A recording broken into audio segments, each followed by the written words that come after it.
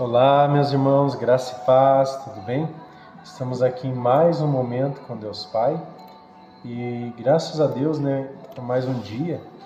Esse mês, meus irmãos, nós estamos falando um pouco da sabedoria, que Deus concedeu a Salomão, das direções que Ele nos deu através da palavra em Provérbios, E hoje nós estamos falando sobre Provérbios 11. Como eu estou aconselhando aqui, irmãos, que você leia, cada capítulo que nós estamos falando aqui, um pouquinho de cada versículo, você leia em casa, para que você tenha um pouquinho mais ali de alimento, mais profundo. Porque se eu ficar aqui falando de versículo em versículo, vai ficar 1 hora para mais.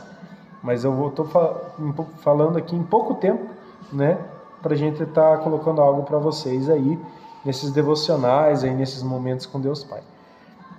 Provérbios 11, vou ler alguns versículos convosco. O versículo 1 diz assim: Balança enganosa é abominação para o Senhor, mas o peso justo é o seu prazer. Em vindo a soberba virá também a afronta, mas com os humildes está a sabedoria. A sinceridade dos íntegros os guiará, mas a perversidade dos transgressores os destruirá. De nada aproveitam as riquezas do dia da ira, mas a justiça livra da morte. Então até o versículo 4 aqui, tem muitos versículos. Balança enganosa é abominável ao Senhor.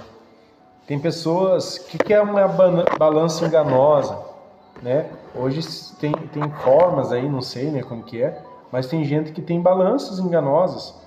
Vamos dizer que isso aí pode se enquadrar em tantas coisas. Mas resumidamente aqui, vamos dizer que você foi no mercado lá e mexeram na balança lá e aquela balança acaba descontando ali, era para pesar 1 quilo e pesou 800 do jeito que eles deixaram.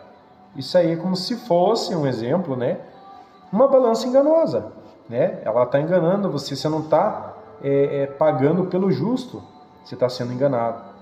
E isso é abominável ao Senhor. Então tem lugares que não prosperam porque são pessoas enganosas, não só no balança, mas em tantas outras coisas.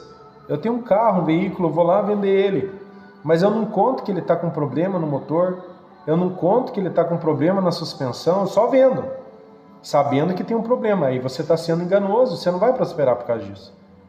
É uma balança enganosa, é uma forma de você enganar alguém em vez de você ser justo, Então, a melhor coisa é você ser justo. Tá assim o carro, dessa maneira eu estou pedindo esse valor por causa desse motivo.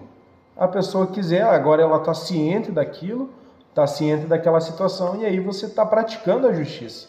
Você está deixando a pessoa ciente. O pior é quando você não deixa ela ciente. Então você está sendo enganado, sendo enganoso. E isso aí é abominação para o Senhor. Mas o peso justo é o seu prazer.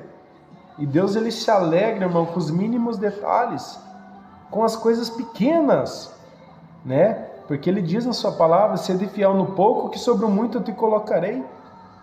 Então você tem que ser fiel no pouco que você tem.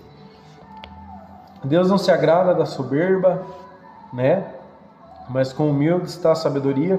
E ele gosta e se alegra da sinceridade dos íntegros. O que é uma pessoa íntegra, para você entender? É a pessoa que faz o correto, mesmo quando ninguém está vendo. Eu estou aqui trabalhando, ninguém está me vendo. Porém, eu tenho que exercer minha função da maneira correta. Porque Deus está me vendo. O meu patrão, ele confia em mim. Ele confia que eu faça tudo certinho aqui.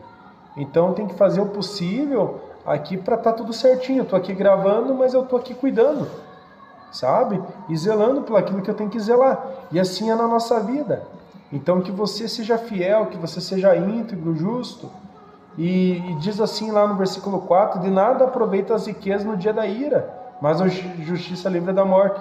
Então, não vai me adiantar nada eu ter riqueza e eu ser uma pessoa irada que vou lá e acabo prejudicando, morrendo por isso, às vezes, por causa de uma bobeira.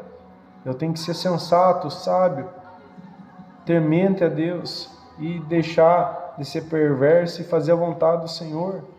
Então, vai falar aqui que pela bênção dos homens de bem a cidade se exalta. Vai falar, o que despreza o seu próximo carece de entendimento. Um versículo que eu gostei aqui, irmãos, o versículo 13. O mexeriqueiro revela o segredo, mas o fiel de espírito mantém o assunto em oculto. Como tá difícil achar alguém assim. A palavra do Senhor fala, né, que é para a gente confessar os nossos pecados uns aos outros.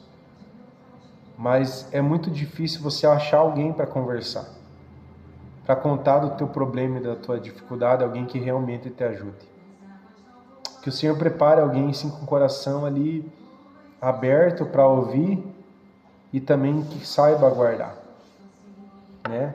Talvez você procure autoridades espirituais, você conta uma coisa, de repente toda a igreja está sabendo. Isso aí não está certo. Acha alguém que saiba escutar, mas não repasse para frente. Mas ore com você e te aconselhe. Então aqui fala que o mexeriqueiro revela o segredo. E eu já passei por isso. Mas o fiel do espírito mantém o assunto em oculto. Tem gente que são fiéis em espírito, né?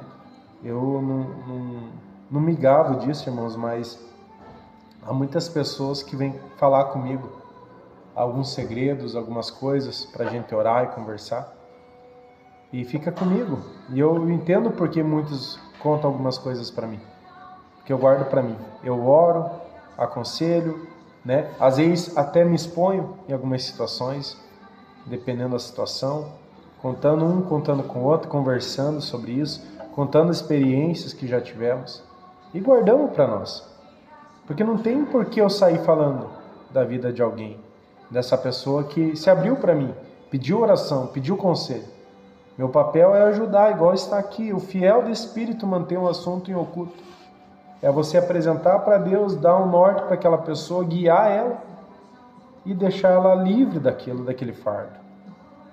Porque se aí você conta, espalha, você prejudica mais aquela vida. Ela confiou em você. Ela confiou que você ia guardar, que você ia ser alguém ali que ela podia confiar. Então guarde para si, tá bom? E ore com essa pessoa e seja fiel. O próprio Salomão, ele alerta sobre isso. Isso aí é para mim, para os líderes, pastores, né? Para todo mundo. Para a gente saber guardar as coisas, ainda mais na igreja, né? Então, até o nosso Deus, ele diz que lança os nossos pecados no mar do esquecimento. Ele deixa no oculto, ele nos limpa, purifica e lança no mar do esquecimento. Nem ele fica lembrando. Infelizmente, às vezes o ser humano tem pessoas que são falhas conosco, mas o Senhor não falha. O Senhor não falha. Mas que você tenha alguém para conversar também. Isso é bom, ter alguém para se abrir. Alguém ali que realmente guarde, que não te exponha naquilo que você pediu ajuda, a oração, mas que te ajude realmente, seja verdadeiro. E eu creio que Deus colocará pessoas assim no teu caminho. Vamos orar? Pai, muito obrigado pela tua palavra. Te agradecemos. Nos ajuda a andar por um caminho de sabedoria, Senhor, inteligência.